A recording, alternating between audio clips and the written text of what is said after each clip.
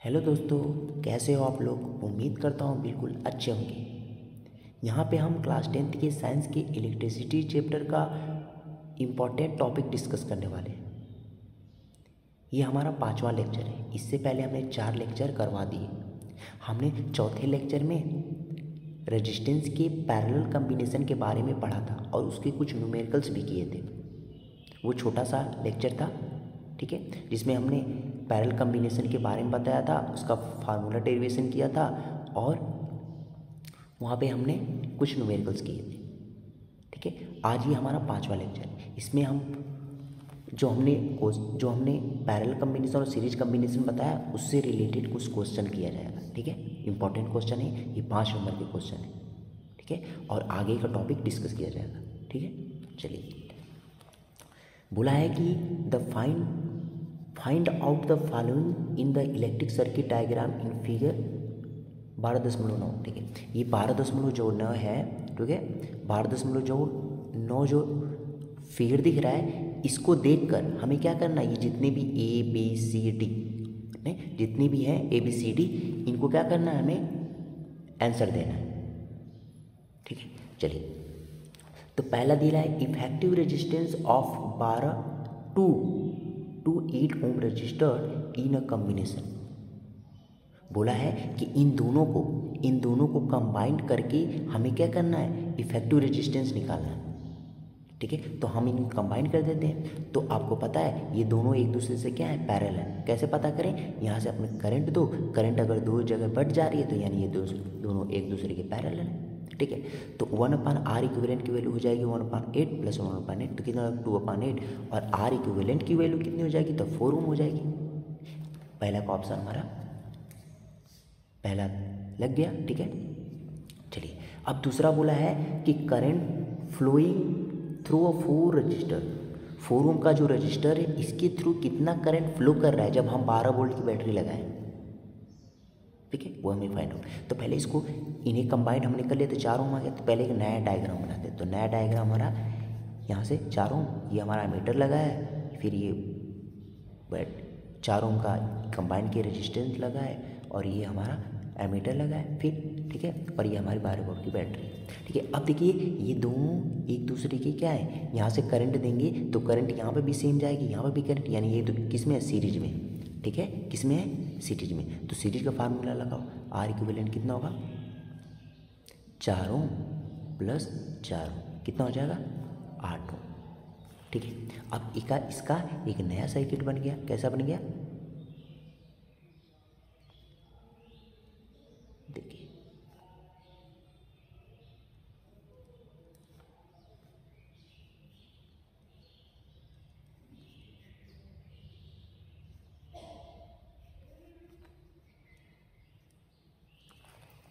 ठीक है, बन गया ना। अब देखिए यहाँ पे बराबर, अब एक रजिस्टर आपको पता है ओम सला लगा दीजिए इसमें, तो V बराबर होता है I इंटू R होता है ना।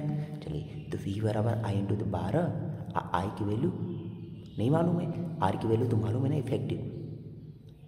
तो कितना हो जाएगा, 12/8 ओम, यानी कि 4 तें 12, 4 दूना के 8, यानी कि 3/2 एम्पियर आई की वैल्यू। ठीक है, देखिए आ गया ना।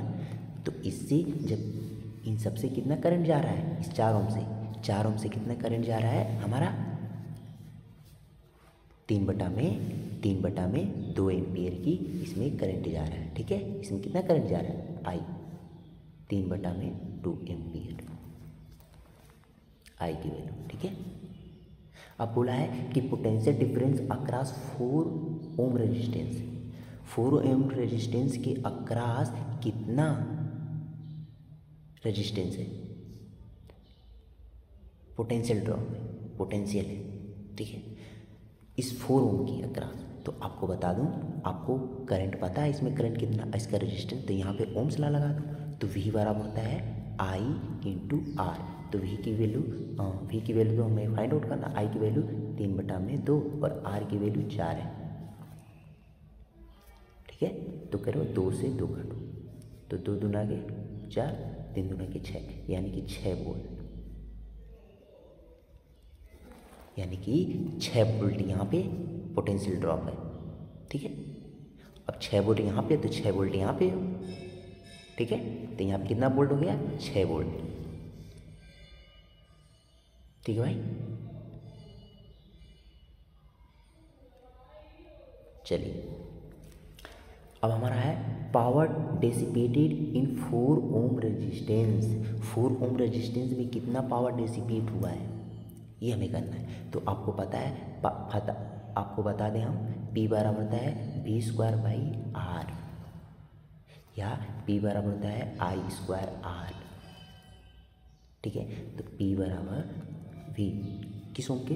4 ओम रेजिस्टेंस। तो यहाँ पे हमें पता है, V भी हमने पता कर लिया, या कोई भी फार्मूला तो यहाँ पे रखते हैं। चलिए ये वाला, तो 6 × 6 बटा में R की वैल्यू कितनी? 4।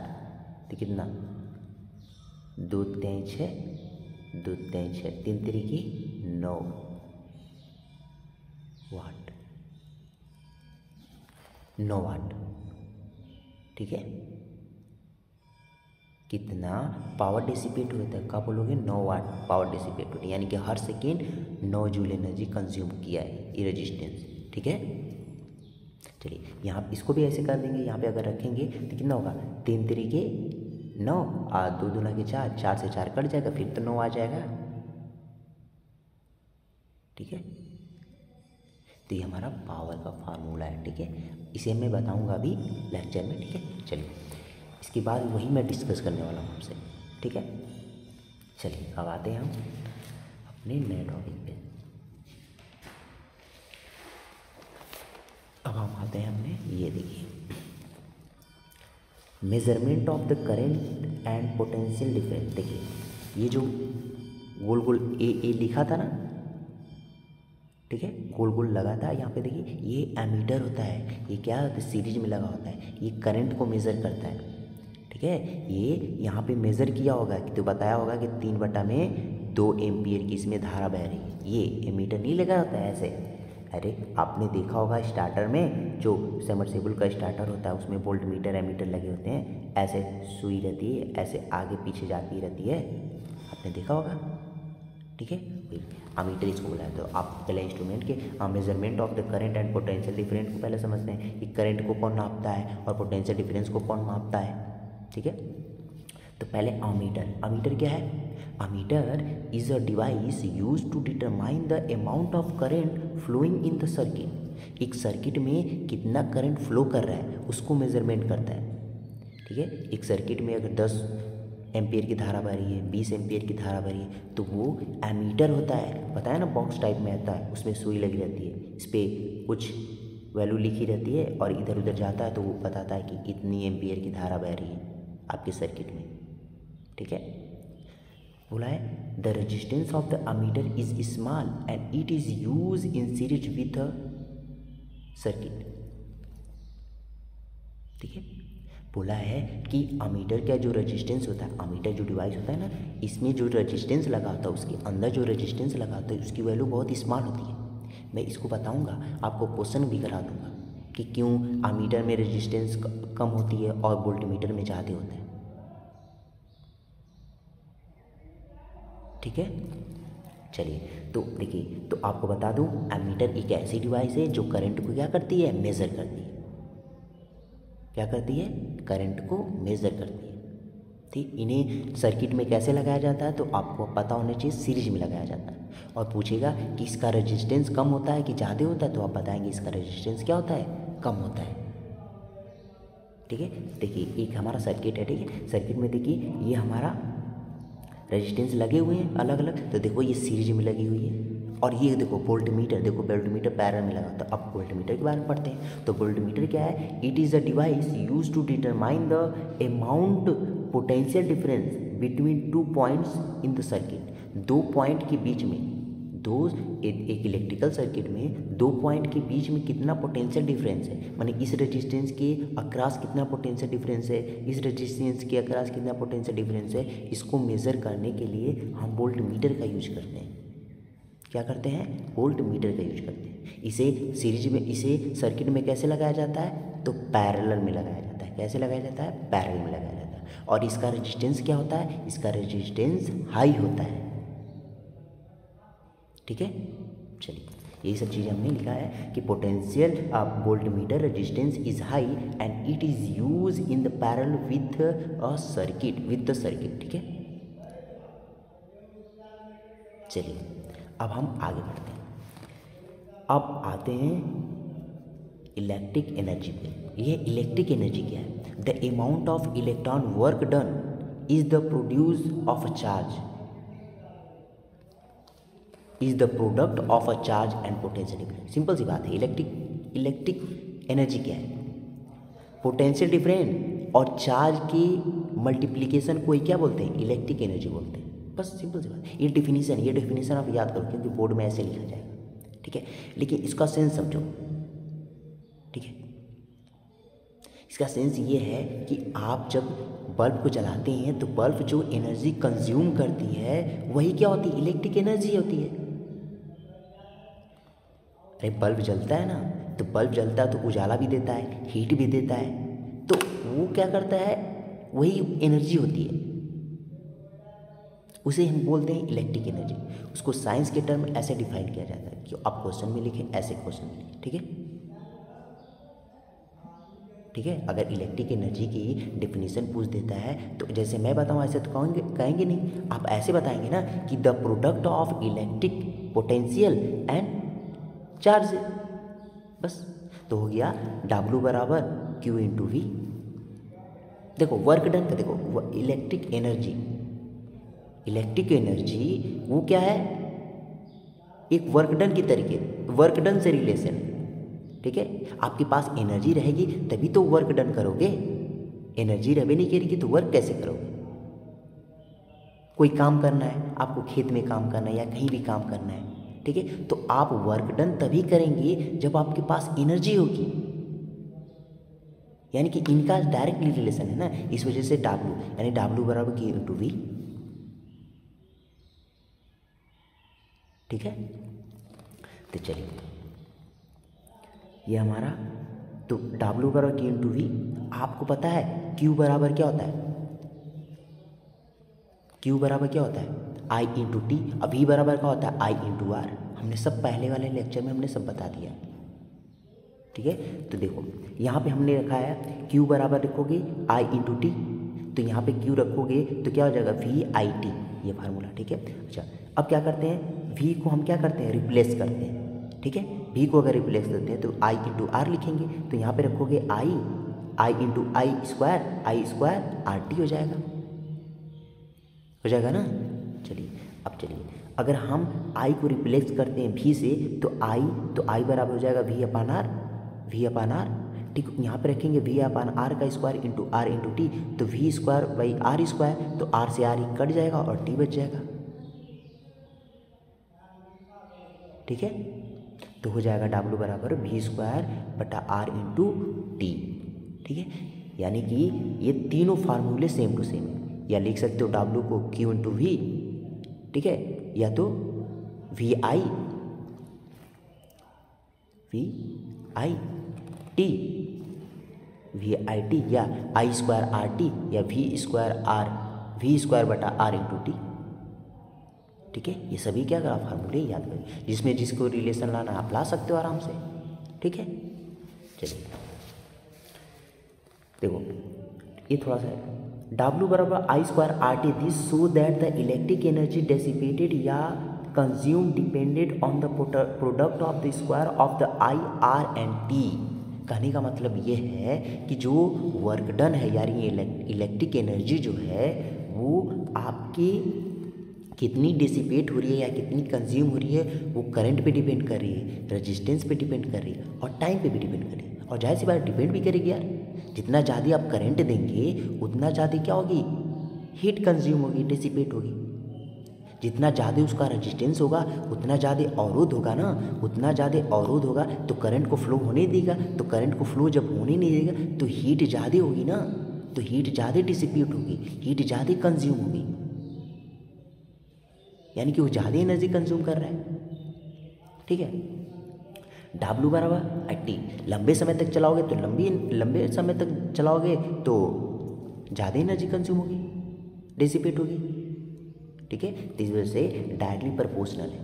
ठीक है, ये सब क्या है, एक दूसरे के डायरेक्टली प्रोपोर्शनल है। अब हम आते हैं इलेक्ट्रिक पावर पर।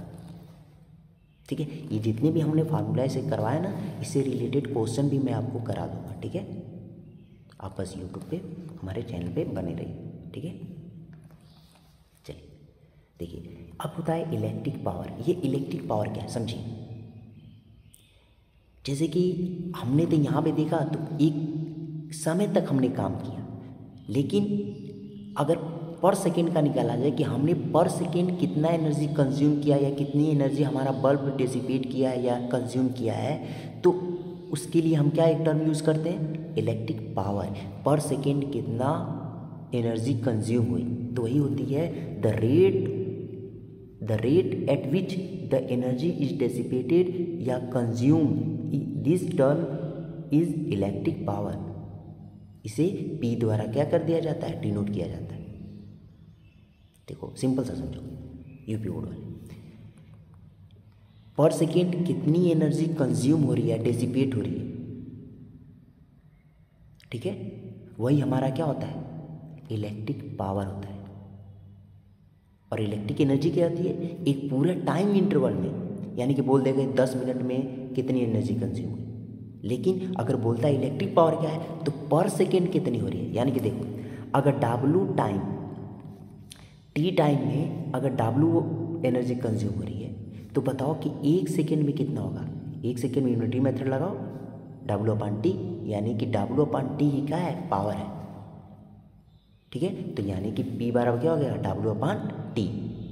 ठीक, तो इसकी अगर यूनिट देखा जाए तो क्या होगा, वर्क की एनर्जी, वर्क या एनर्जी की यूनिट क्या होती है, जूल होती है, जूल/सेकेंड। और जूल/सेकेंड को क्या बोलते हैं, वाट बोलते हैं। जैसे लिखा होता है ना, आपके बल्ब पे लिखा होता है ये हमारा 10 वाट का बल्ब है, 100 वाट का बल्ब है। इसका मतलब क्या है, इसका मतलब है 100 वाट का मतलब ये है कि 100 जूल पर सेकेंड क्या कर रहा है, वो कंज्यूम कर रहा है या डिसिपेट कर रहा है। ठीक है, ये कहने का मतलब। तो P बराबर हो जाएगा, देखो तो यहाँ पे रखेंगे फार्मूले, तो क्या होगा, P बराबर W/T। तो W/T तो यहाँ पे लिख सकते हैं हम Q, W को क्या लिख सकते हैं, W को लिख सकते हैं Q इंटू V। तो यहाँ पे जब रखेंगे तो क्या हो जाएगा, P बराबर VI। ठीक है, देखो यहाँ पे मैं आपको बता दूँ, देखो P बराबर होता है W/T। ठीक है, V बराबर होता है, अभी हमने पढ़ा है W बराबर Q इंटू V। ठीक है, तो यहाँ पे अगर रखेंगे तो Q इंटू V इंटू अपान T। तो V/T या Q/T क्या होता है, I होता है। अरे Q बराबर I इंटू T होता है ना, तो क्या हो जाएगा, Q/T बराबर I हो जाएगा। तो यहाँ पर रखें तो P बराबर हो जाएगा VI। ठीक है, अब जब V को रिप्लेस करते हैं तो V बराबर होता है I इंटू R। तो यहाँ पे रखोगे P बराबर I²R। ठीक है, सिंपल सा ये है, सिंपल सा ये बात है। ठीक है, सिंपल सा ये बात है, ये जितने भी फार्मूले आपको दिख रहे हैं ना, बस T हटाते चले जाओ, समझे। T बस हटाते, जहाँ T दिख रहा है ना उसको हटाते चले जाओ, वो P में कन्वर्ट हो जाएगा। बस सिंपल सी बात है। जहाँ जहाँ आपको T दिख रहा है ना, क्योंकि टाइम से डिवाइड होगा, तो टाइम से जब डिवाइड होगा तो हमेशा चीज़ें ये गायब हो जाएंगी, कट जाएंगी। जहाँ जहाँ T दिख रहा है W में, वहाँ से क्या कर दो, हटा दो T को, बस वो P का फार्मूला बन जाएगा, यानी कि पावर इलेक्ट्रिक पावर का बन जाएगा। ठीक है, बस अब चलिए, यूनिट ऑफ इलेक्ट्रिक पावर हमने बताया वाट होता है। ठीक है, चलिए अब bigger unit of electric power क्या होता है, जैसे कि 1 किलोवाट तो क्या होता है 1000 वाट, 1 मेगावाट 10⁶ वाट, 1 हॉर्स पावर 746 वाट। 1 हॉर्स पावर होता है ना, जैसे कि बोलते हैं ना कि मोटर, आपके घर में कौन सा मोटर लगा है, तो बताते हैं कि अरे हमारे घर में तो 2 हॉर्स पावर का है। देहात में लोग हाथ पावर बोलते हैं। समझे? यानी कहने का मतलब ये है हॉर्स पावर, एक हॉर्स पावर का मतलब होता है 746 वाट, यानी कि वो हर सेकेंड 746 जूल की एनर्जी कंज्यूम करता है अगर आप उसे चलाते हैं तो। समझे भाई? इलेक्ट्रिक एनर्जी जो कंज्यूम करेगा वो कितना करेगा, हर सेकेंड कितना करेगा, 746 जूल की। वही हमारा एक हॉर्स पावर होता है। आप इसे ये यूनिट आप हमेशा याद रखिएगा, ठीक है? चलिए अब हम आते हैं अपने आगे।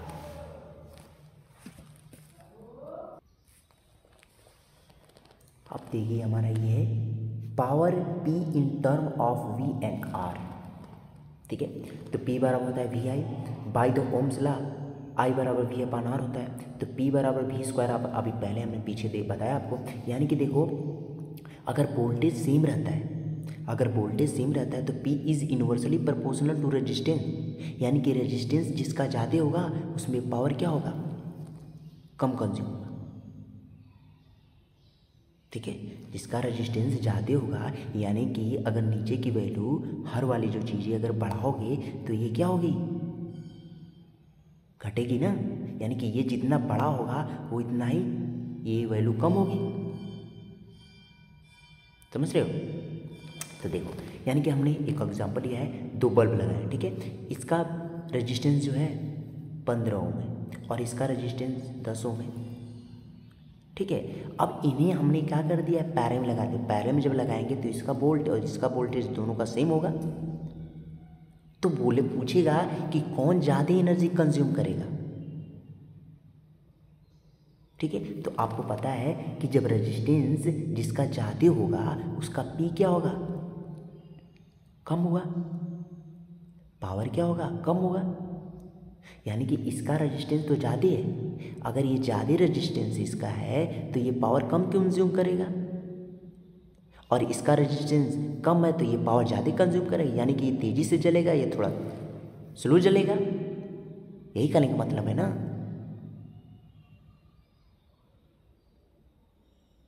बोलो, यही होगा। तो अगर वोल्टेज हमारा सेम, अगर पैरेलल में 2 डिवाइस लगी हैं, पूछेगा कि कौन ज़्यादा एनर्जी कंज्यूम करेगा, यानी कि किसकी पावर ज़्यादा होगी और किसकी पावर कम। तो क्या बोलोगे कि जिसका रेजिस्टेंस ज़्यादा, क्योंकि resistance inversely proportional to power है, ठीक है? यानी कि जिसका रेजिस्टेंस ज़्यादा होगा उसको पावर कम होगी, और जिसका पावर कम होगा उसका, जिसका रेजिस्टेंस कम होगा उसका पावर ज़्यादा होगी, ठीक है? अब देखिए रेटेड वैल्यू क्या होती है, इसको थोड़ा इंपॉर्टेंट है, रेटेड वैल्यू समझिए। रेटेड वैल्यू का मतलब है कि लिखा होता है कि 40, जैसे कि बल्ब पे लिखा होता है ना, बल्ब पे लिखा होता है 40 वोल्ट और 240 वाट और 220 वोल्ट, माने रेटिंग वैल्यू होती है। जो वोल्टेज उसका होता है कि 220 वोल्ट और 100 वाट, या जो भी 40 वाट माने बल्ब लिए हैं, ठीक है? 40 वाट और 220 वोल्ट। इसका कहने का मतलब ये है कि अगर आप 220 वोल्टेज देते हैं उसे, तो 40 वाट की एनर्जी कंज्यूम करेगा, यानी कि हर सेकेंड 40 जूल एनर्जी कंज्यूम करेगा, ठीक है? अगर एक बल्ब लेते हैं जो 100 वाट का है, 220 वोल्टेज, कितने का है, 220 वोल्टेज, 200, उस पर रेटिंग वैल्यू जो लिखी है 220 वोल्ट लिखी है और वो 100 वाट का है, ठीक है? तो अगर आप 220 वोल्ट से कम वोल्टेज अगर देंगे ना, तो बल्ब देखेंगे स्लो जलता है। क्यों स्लो जलता है? क्योंकि ये जो रेटेड वैल्यू है 240 वोल्ट, अगर 100 वाट के लिए बल्ब है, ठीक है? जैसे कि हम लेते हैं, ये हमारा बल्ब बनाते हैं, बहुत शानदार बल्ब है, हम ऐसे ही बल्ब बनाते हैं भाई, ठीक है? इस पर लिखा है 100 वाट, ठीक है? और 220 वोल्ट, यानी कि 220 वोल्ट पे 100 वाट जो होता है क्या करता है, पावर कंज्यूम करता है, यानी कि हर सेकेंड 100 जूल की एनर्जी कंज्यूम करता है। अगर 220 वोल्ट देते हैं तब, अगर उससे हम कम देंगे ना, तो ये जो है 100 वाट की एनर्जी कंज्यूम नहीं करेगा, उससे कम करेगा। इस वजह से अगर हम क्या करते हैं किसी बल्ब को जो 100 वाट का है, अगर उसे हम क्या करते हैं 220 वोल्टेज पे लगाते हैं तो वो तगड़ा जलता है, क्यों? वो हर सेकेंड 100 जूल की एनर्जी कंज्यूम करता है। लेकिन अगर वोल्टेज को हम कर करके यानी 110 वोल्टेज लगा दें तो क्या होगा, वो जो एनर्जी कंज्यूम कर रहा है 100 वाट, वो उतना पावर जो कंज्यूम कर रहा है 100 वाट उससे कम करेगा। इस वजह से बल्ब क्या होता है, स्लो जलता है। समझे? ये रेटेड वैल्यू होती है। तो ये चीज़ें बहुत ही इंपॉर्टेंट है, ठीक है, इसे समझो। तो लिखा है if suppose we have a bulb of 40 watt and 220 volt, ठीक है, then rated power equal to, rated power जो दिया है 40 watt, while the rated voltage जो है मैंने रेट जो उस पर लिखा है वो 220 वोल्ट दिया है। It means that on the operating the bulb at the 220 volt the power dissipated will be 40 watt, या in other word 40 joules per second electric energy will be converted into the heat and light। ठीक है, देखो कहने का मतलब ये है वही चीज़ें जो हमने बताया है, वही चीज़ें हमने जो बताया, ठीक है, कि अगर 220 वोल्ट लिखा है, ठीक है, 100 वाट, ठीक है, तो यानी 220 वोल्ट अगर देंगे तो वो 100 जूल की एनर्जी क्या करेगा, कंज्यूम करेगा पर सेकेंड। अगर उससे कम देंगे तो कम करेगा। बस ये चीज़ें हमने बताई, ठीक है। तो यानी कि देखो, तो resistance of a bulb, resistance, अगर बल्ब का रेजिस्टेंस निकालना है तो उसके लिए लिखोगे V rated square upon power rated, ठीक है, यानी कि रेटेड वैल्यू जो है वो करके रेजिस्टेंस निकालेंगे। रेजिस्टेंस निकालो, जैसे कि बोल दिया है इसका, तो इसका रेजिस्टेंस कितना होगा, तो आपको बता दो ये रेजिस्टेंस 121/4 ओम होगा, ठीक है, ऐसे निकालेंगे। अब देखिए यहाँ पे power consume and electric appliance bulb and heater consume rated power only if applied voltage is equal to the rated voltage.